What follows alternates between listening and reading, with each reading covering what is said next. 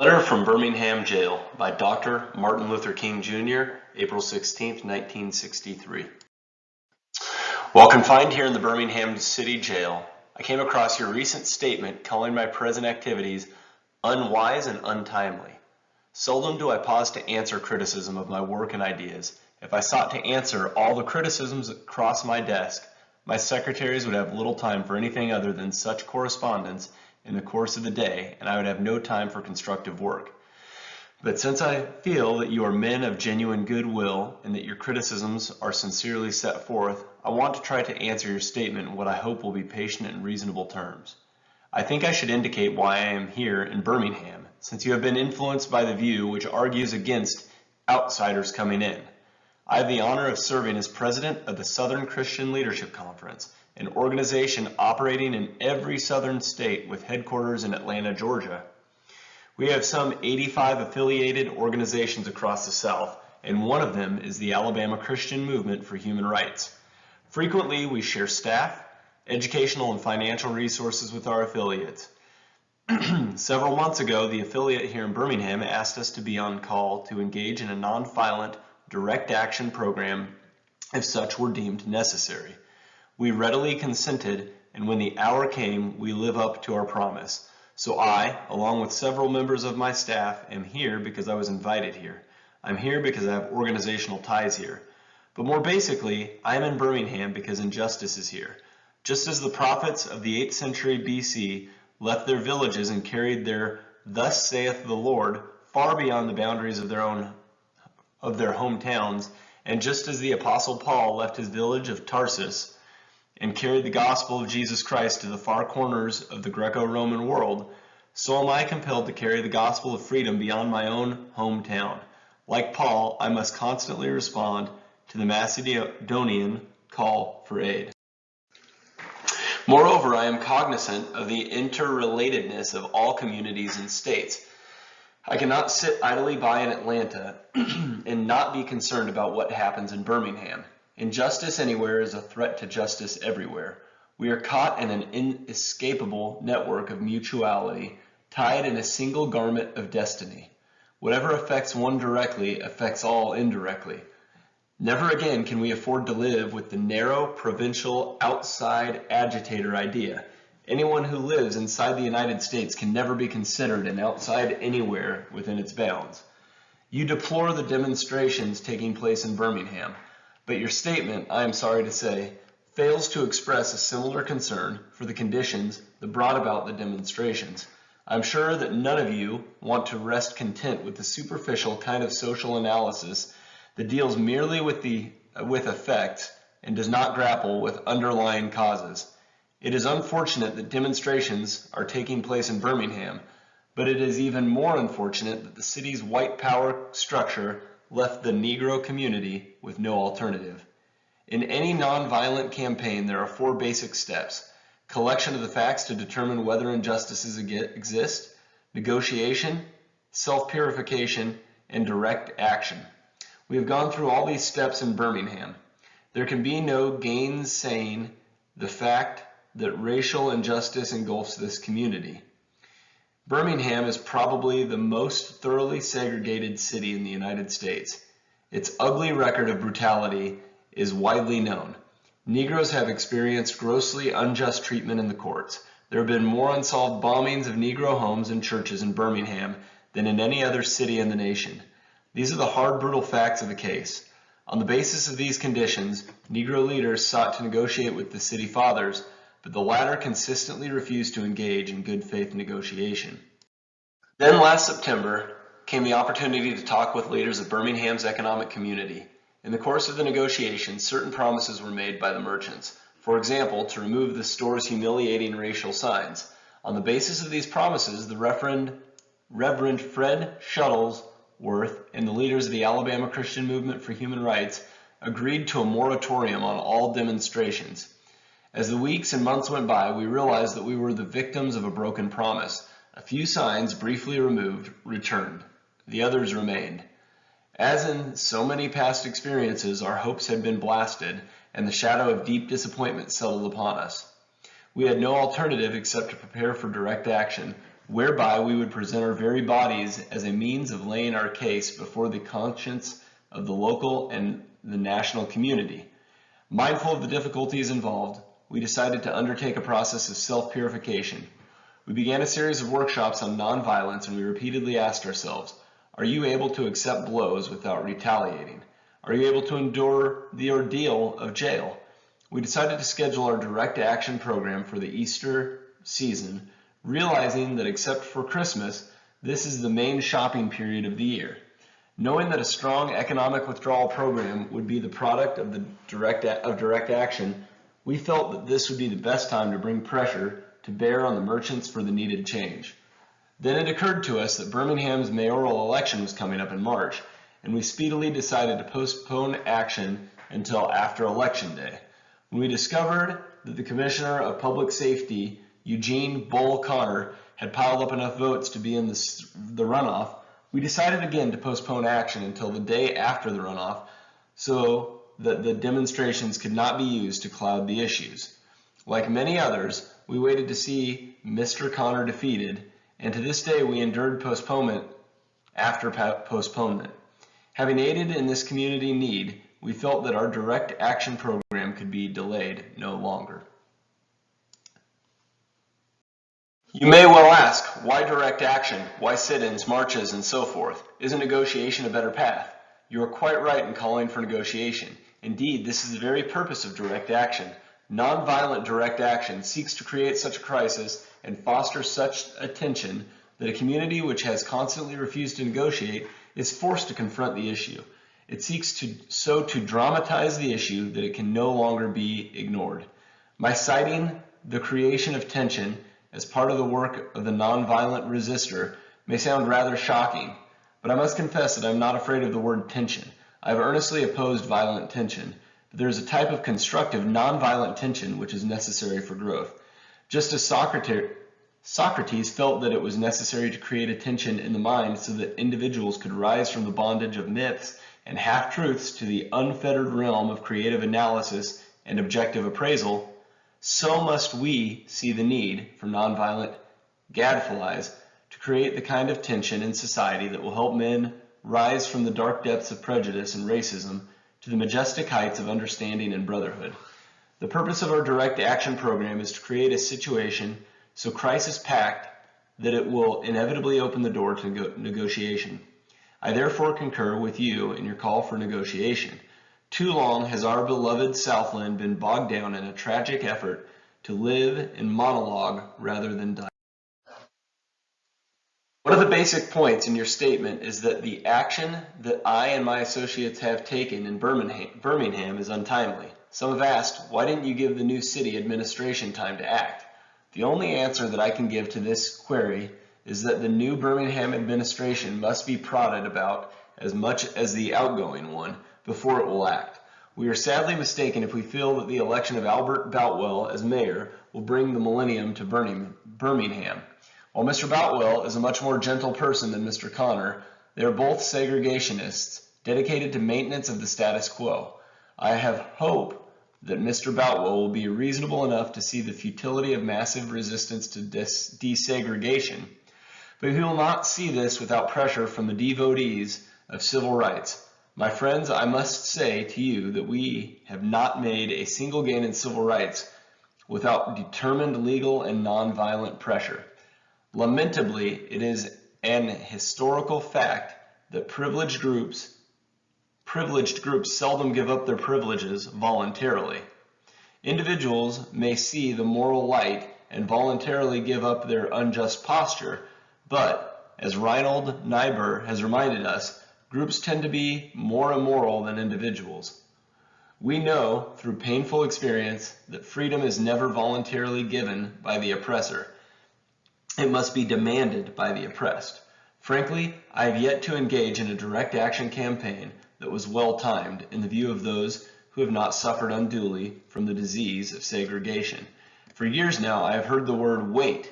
It rings in the ear of every Negro with piercing familiarity. This wait has almost always meant never. We must come to see, with one of our distinguished jurists, that justice too long delayed is justice denied. We have waited for more than 340 years for our constitutional and God-given rights.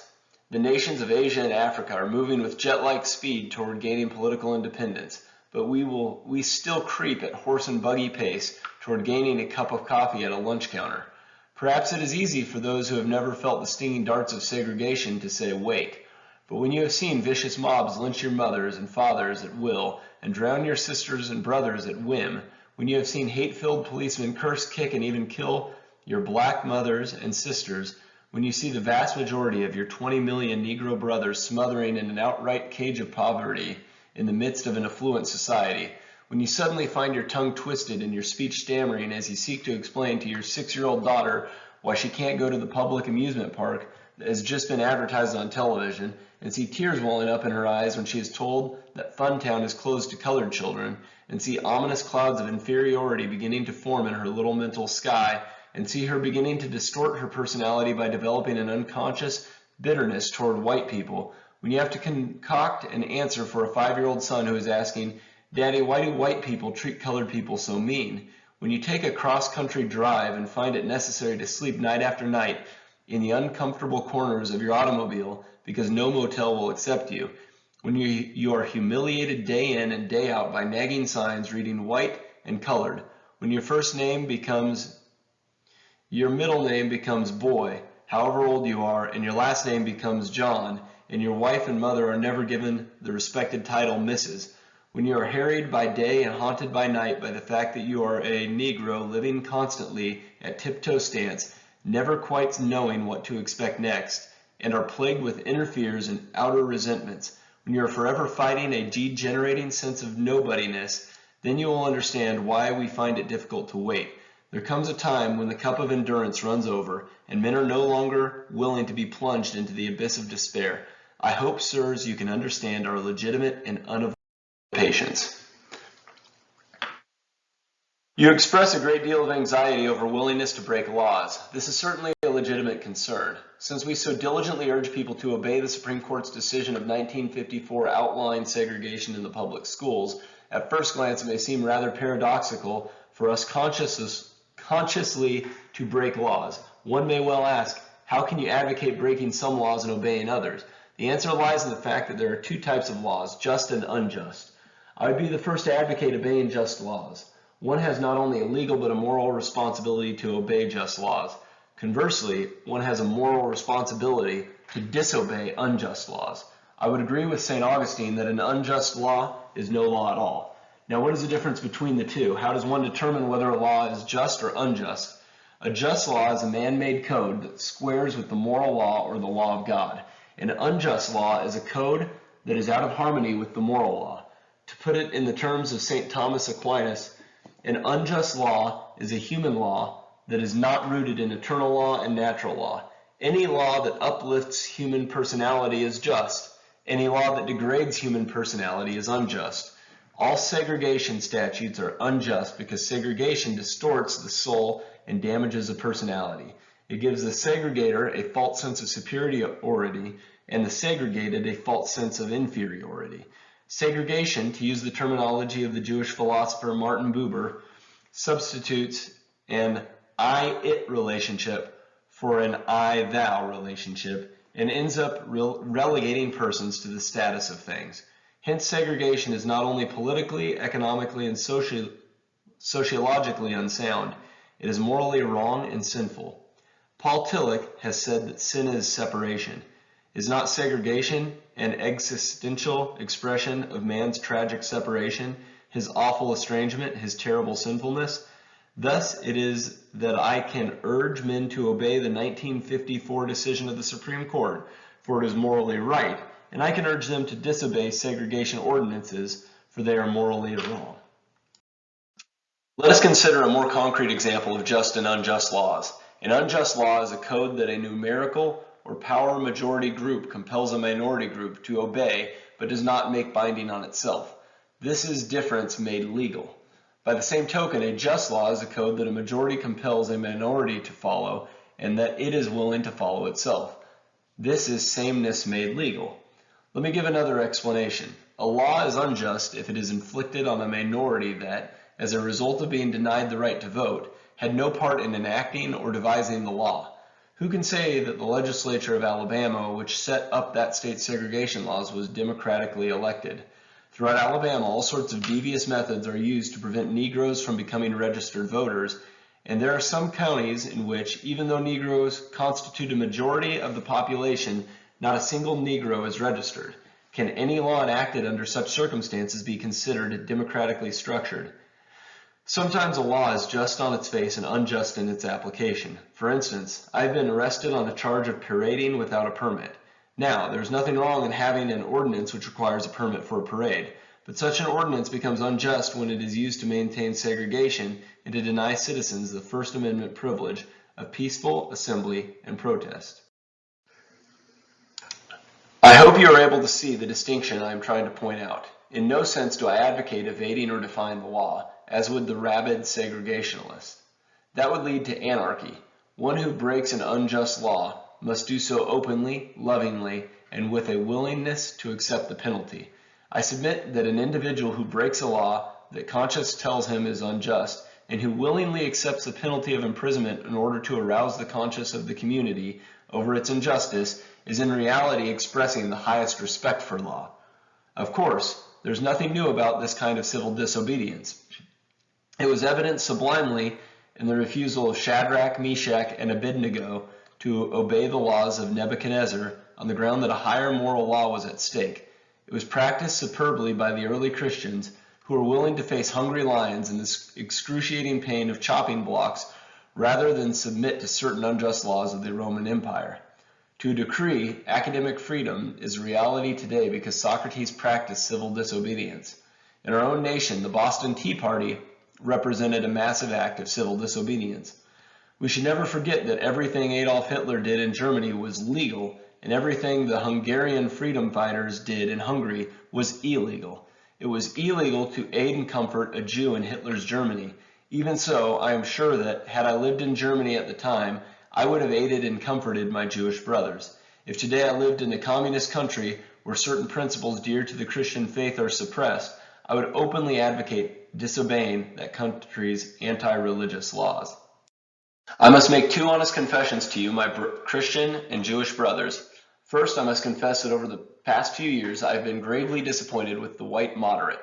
I have almost reached the regrettable conclusion that the Negro's great stumbling block in this stride toward freedom is not the white citizen's counselor or the Ku Klux Klaner, but the white moderate, who's more devoted to order than to justice, who prefers a negative peace, which is the absence of tension, to a positive peace, which is the presence of justice, who constantly says, I agree with you in the goal you seek, but I cannot agree with your methods of direct action, who paternalistically believes he can set the timetable for another man's freedom, who lives by a mythical concept of time, and who constantly advises the Negro to wait for a more convenient season. Shallow understanding from people of goodwill is more frustrating than absolute misunderstanding from people of ill will. Lukewarm acceptance is much more bewildering than outright rejection. I had hoped that the white moderate would understand the law and order exists for the purpose of establishing justice, and that when they fail in this purpose, they become the dangerously structured dams that block the flow of social progress. I had hoped the white moderate would understand that the present tension in the South is a necessary phase of the transition from an obnoxious negative peace in which the Negro passively accepted his unjust plight to a substantive and positive peace in which all men will respect the dignity and worth of human personality. Actually, we who engage in nonviolent direct action are not the creators of tension. We merely bring to the surface the hidden tension that is already alive. We bring it out in the open where it can be seen and dealt with, like a boil that can never be cured so long as it is covered up, but must be opened with all its ugliness to the natural medicines of air and light. Injustice must be exposed with all the tension its exposure creates to the light of human conscience and the air of national opinion before it can be cured. In your statement, you assert that our actions, even though peaceful, must be condemned because they precipitate violence. But is this a logical assertion? Isn't this like condemning a robbed man because his possession of money precipitated the evil act of robbery? Isn't this like condemning Socrates because his unswerving commitment to truth and his philosophical inquiries precipitated the act by the misguided populace in which they made him drink hemlock? Isn't this like condemning Jesus because his unique God consciousness and never ceasing devotion to God's will precipitated the evil act of crucifixion? We must come to see that, as the federal courts have consistently affirmed, it is wrong to urge an individual to cease his efforts to gain his basic constitutional rights because the quest may precipitate violence. Society must protect the robbed and punish the robber. I had also hoped that the white moderate would reject the myth concerning time in relation to the struggle for freedom. I have just received a letter from a white brother in Texas. He writes, "All Christians know that the colored people will receive equal rights eventually, but it is possible that you are in too great a religious hurry. It's taken Christianity almost 2,000 years to accomplish what it has. The teachings of Christ take time to come to earth."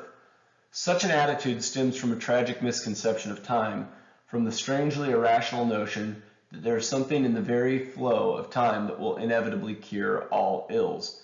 Actually, time itself is neutral. It can be used either destructively or constructively. More and more, I feel that the people of ill will have used time much more effectively than have the people of goodwill. We will have to repent in this generation, not merely for the hateful words and actions of the bad people, but for the appalling silence of the good people. Human progress never rolls in on wheels of inevitability. It comes through the tireless efforts of men willing to be co-workers with God, and without this hard work, time itself becomes an ally of the forces of social stagnation. We must use time creatively in the knowledge that the time is always ripe to do right. Now is the time to make real the promise of democracy and transform our pending national elegy into a creative psalm of brotherhood. Now is the time to lift our national policy from the quicksand of racial injustice to the solid rock of human dignity. You speak of our activity in Birmingham as extreme. At first, I was rather disappointed that fellow clergymen would see my nonviolent efforts as those of an extremist.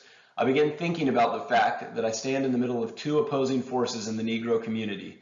One is a force of complacency made up in part of Negroes who, as a result of long years of oppression, are so drained of self-respect and a sense of somebodyness that they have adjusted to segregation, and a part of a few middle-class Negroes who, because of a degree of academic and economic security, because in some ways they profit by segregation, have become insensitive to the problems of the masses.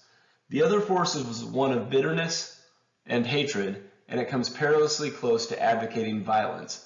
It is expressed in the various black nationalist groups that are springing up across the nation, the largest and best known being Elijah Muhammad's Muslim movement. Nourished by the Negro's frustration over the continued existence of racial discrimination, this movement is made up of people who have lost faith in America, who have absolutely repudiated Christianity, and who have concluded that the white man is an incorrigible devil. I've tried to stand between these two forces, saying that we need emulate neither the do-nothingism of the complacent, nor the hatred and despair of the black nationalists. For there is the more excellent way of love and nonviolent protest. I am grateful to God that through the influence of the Negro Church, the way of nonviolence became an integral part of our struggle. If this philosophy had not emerged, by now many streets of the South would, I am convinced, be flowing with blood.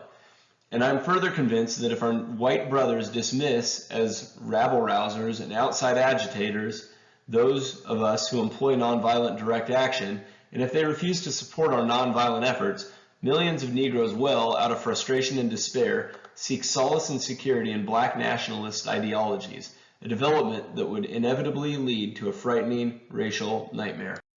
Oppressed people cannot remain oppressed forever. The yearning for freedom eventually manifests itself, and that is what has happened to the American Negro. Something within has reminded him of his birthright of freedom, and something without has reminded him that it can be gained. Consciously or unconsciously, he has been caught up by the zeitgeist, and with his black brothers of Africa and his brown and yellow brothers of Asia, South America, and the Caribbean, the United States Negro is moving with a sense of great urgency toward the promised land of racial justice. If one recognizes this vital urge that has engulfed the Negro community, one should readily understand why public demonstrations are taking place.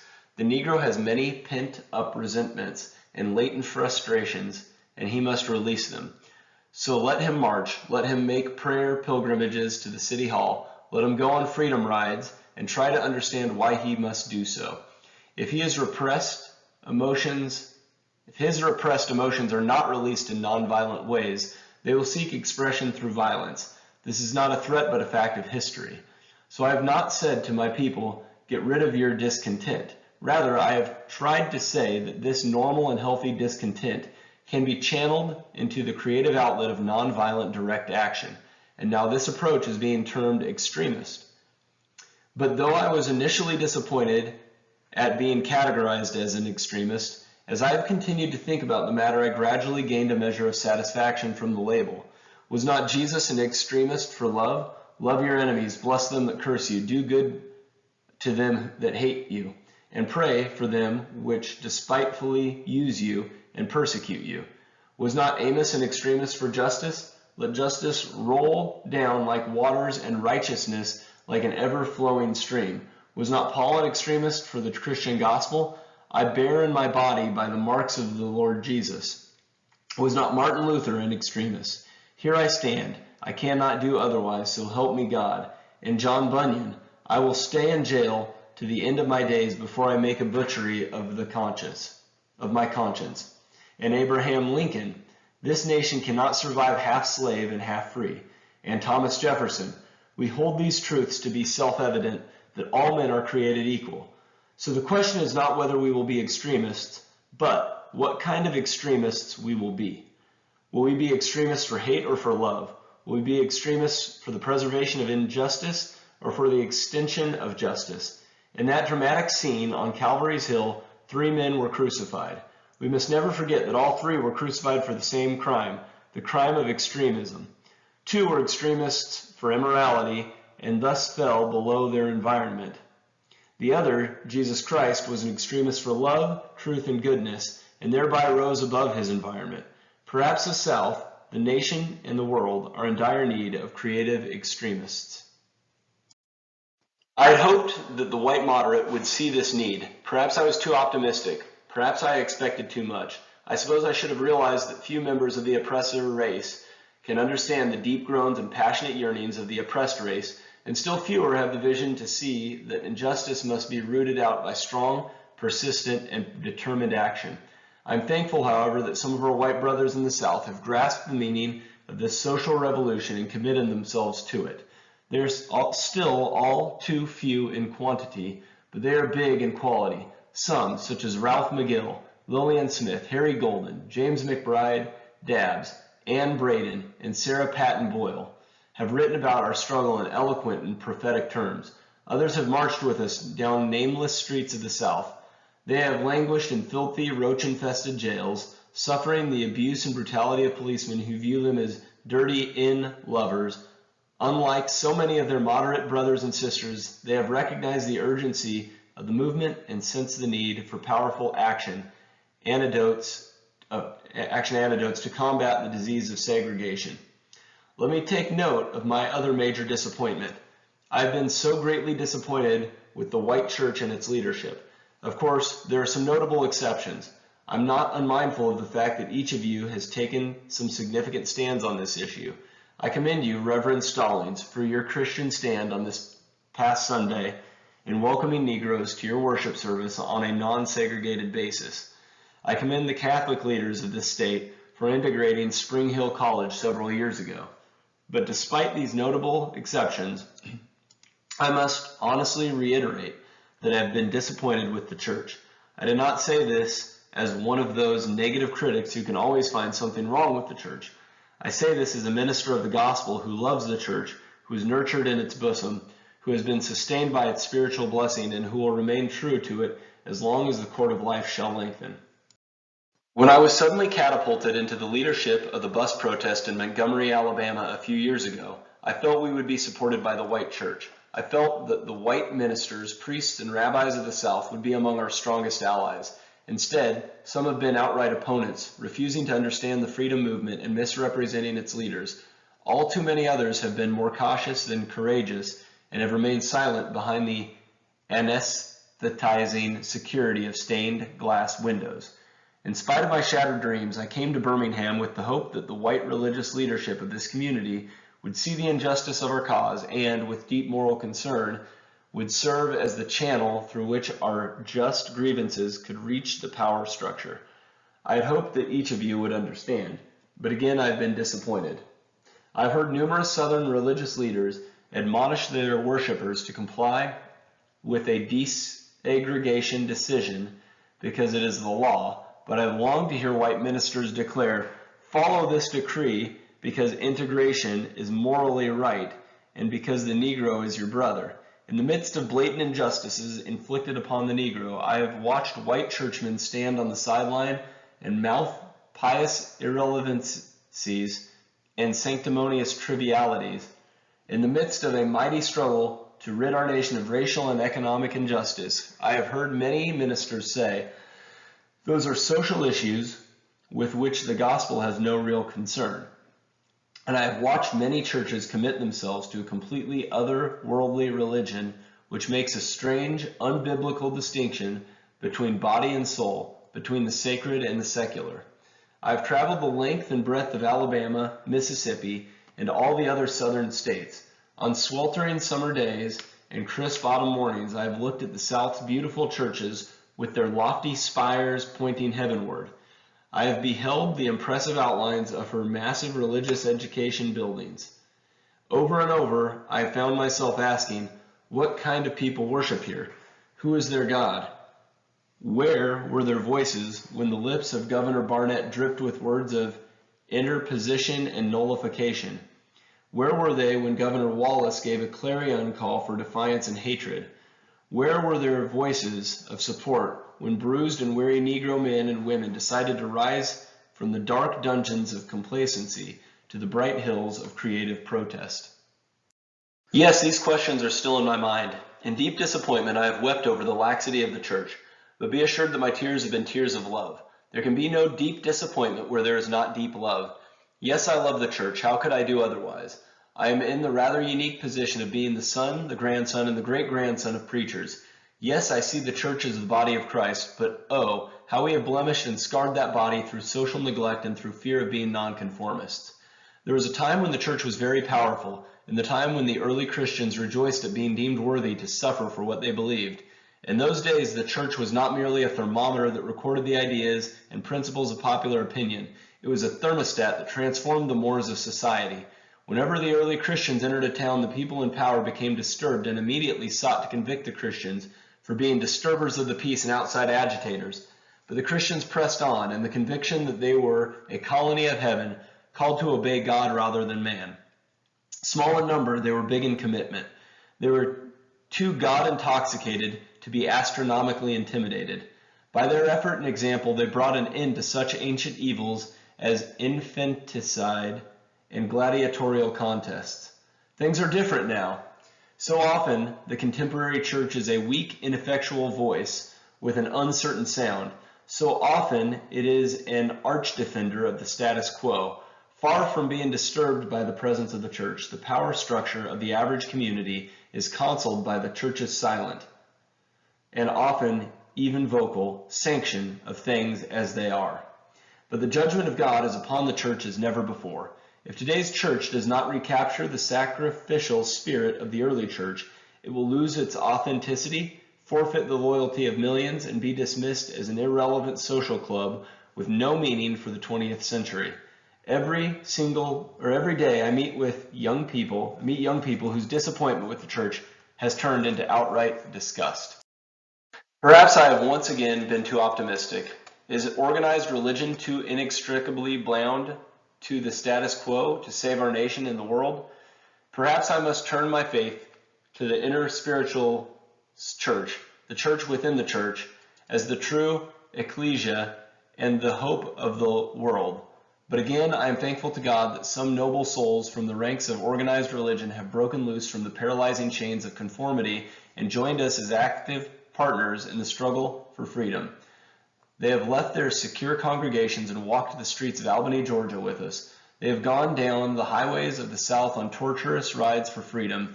Yes, they have gone to jail with us. Some have been dismissed from their churches, have lost the support of their bishops and fellow ministers. But they have acted in the faith that right defeated is stronger than evil triumphant. Their witness has been the spiritual salt that has preserved the true meaning of the gospel in these troubled times. They have carved a tunnel of hope through the dark mountain of disappointment.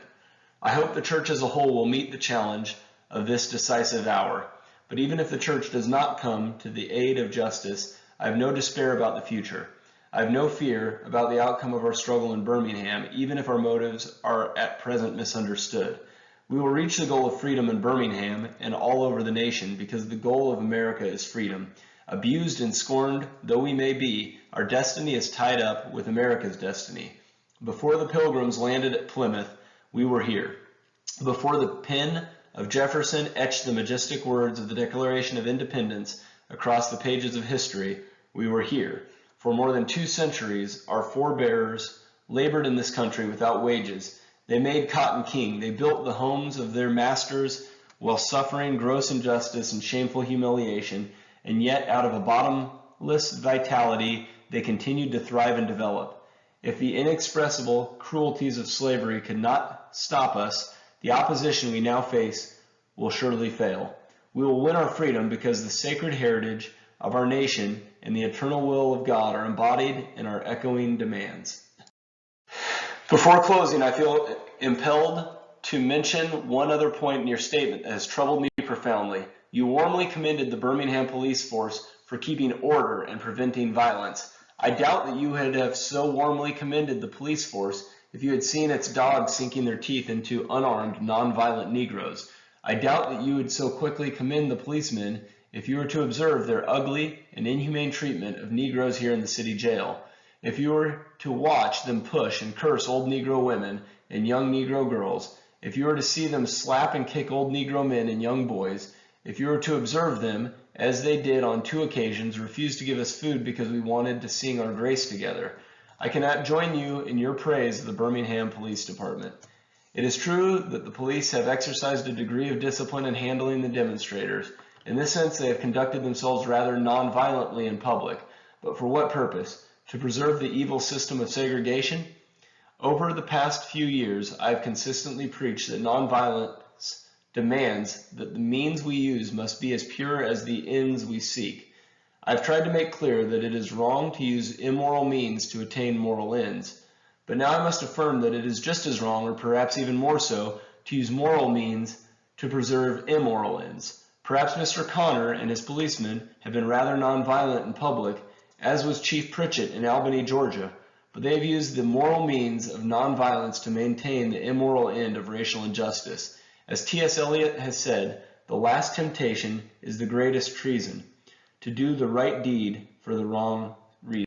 I wish you had commended the Negro senators and demonstrators of Birmingham for their sublime courage, their willingness to suffer, and their amazing discipline in the midst of great provocation. One day the South will recognize its real heroes. They will be the James Merediths, with the noble sense of purpose that enables them to face jeering and hostile mobs, and with the agonizing loneliness that characterizes the life of the pioneer.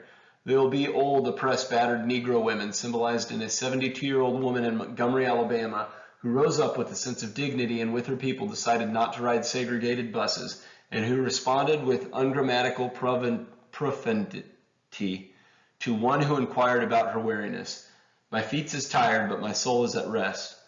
There will be the young high school and college students, the young ministers of the gospel and a host of their elders, courageously and nonviolently sitting in at lunch counters and willingly going to jail for conscience sake.